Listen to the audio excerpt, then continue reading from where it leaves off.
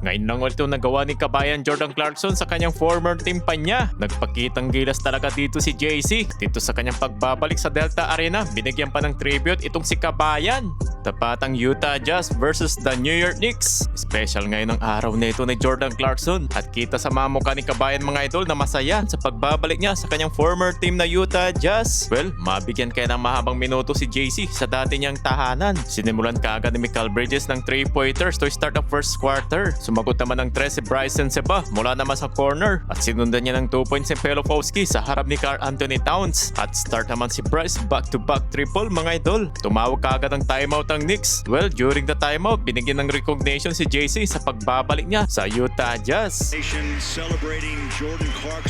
After the timeout, pull-up jumper kaagad ni Shamet at nagsagutan ng 3 si Brian Seseba at ni Jalen Bronson na napabayaan mga idol. Yun nga lang, unti-unti naman ditong nakalamang ang Jazz ng 8 points. 3 yan ng rookie na si Ace Bailey. Nakasagot naman ng corner 3 points si OG Anunoby pero nakabitaw ng 3 si Pelopowski at sinundan niya ang layup ni Cody Williams. Nakapagtala ang Jazz ng 14-4 run. Iyawan naman ang crowd nang pinasok si Jordan Clarkson. Isa sa mga inihintay ng mga Utah Jazz fans. Nakapukol naman ng 3 si Ace Bailey. Tumalbog pa yung bola. Mintis naman ang first attempt ni kabayan JC pero agad naman niya ditong naitala ang kanyang first basket sa ilalim ng pintura ng Jazz. Nakabitaw naman ng 3 ang veteranong si Kevin Love. Natambakan ng New York Knicks ng 13 points. Pasok naman ang second field goal ni JC ng fadeaway jumper at sinundan niya ni Diwara mula sa corner mid-range. Napaiwas naman dito sa kabayan sa finger roll finish na Ace Bailey. Mas magandang pinakita ang pensa dito ng Utah Jazz sa first quarter. May pahabol pa.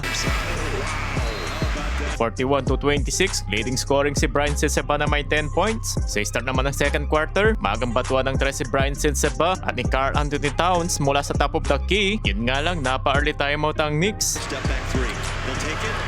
After the timeout, nagpatuloy ang magandang opensa ng Utah Jazz. Nanggaling naman kay Karl Anthony Towns ang back-to-back field goal ng New York Knicks at sinundan niya ni Jordan Clarkson na may 8 points na dito sa second quarter. Nakapagtala ang Knicks ng 11-0 run na ibabada nila sa 7 points. Perfect sa shooting naman si Bryson Seba ng 3 out of 3 mula sa 3-point line. Balik sa double-digit lead, 55-44. After niyan, nakapag-capitalize ang New York Knicks ng 5 straight points. Samantalang sa Jazz, wala pang kamintis-mintis si Seba. Back-to-back 3 points mula naman kay Keontae George. Buhay na buhay ang crowd ng mga Utah Jazz fans pero may respond ng 3 si Karl Anthony Towns at nakapag-draw ng foul si Jalen Bronson. Great defense naman pinakita dito ng Jazz. Gumamit naman ng Pinoy step itong si Ace Bailey. Lamang ng 9 points ang home team, 65-55 halftime. So start ng third quarter, nagsimula sa driving layup ni Keontae George. Nalibre naman si Mikal Bridges sa depensa ng Utah Jazz. Kumanda ng fadeaway jumper si Jalen Bronson sa harap ni Ace Bailey at bumitaw pa ng 3 mga idol mula sa wing 3-pointers. With total of 18 points itong si Bronson. Nice pick and roll action play naman nila dito ni Karl Anthony Towns. 5 players naman dito sa Jazz ang meron ditong double digits. Nasupalpal naman si Mikal Bridges. At nauwian sa corner 3 points ni Ace Bailey. Back-to-back field goals ang rookie ng Jazz mga idol na sinundan ng pull-up jumper ni Keontae George. Bumawi rin ng pull-up jump shot si Jalen Bronson at sinundan pa ng kanyang 3 points na pabayaan. Leading scoring siya dito sa Knicks. And Karl Anthony Towns in transition dunk. Baba na lang sa 6 points lead, 85-79.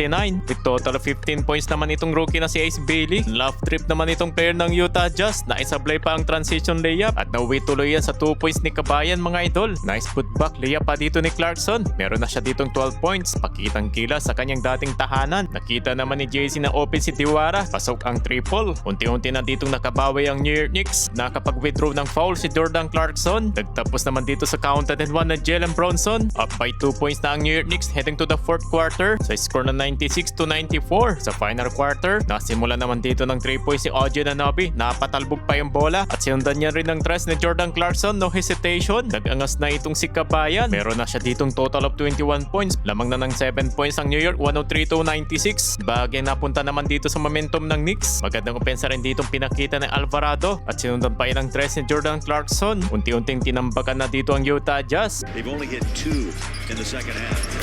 Leading scoring sa New York Knicks itong si Jordan Clarkson with total of 27 points na sinusundan niya ni Jalen Bronson na may 25 points. Natambakan na ng malaki mga idol ang Utah Jazz. Bumawi rin ng 3 si Jalen Bronson, 130-108. Sa last 2 minutes, nilabas na rin itong si kabayan Jordan Clarkson. So far, muli siya ditong pinaglaro ng matagal ng 26 minutes of playing time. Nakuha pa rin ang panalo ng New York Knicks sa final score na 134-117. Hanip ang performance dito ni Jordan Clarkson with total of 27 points.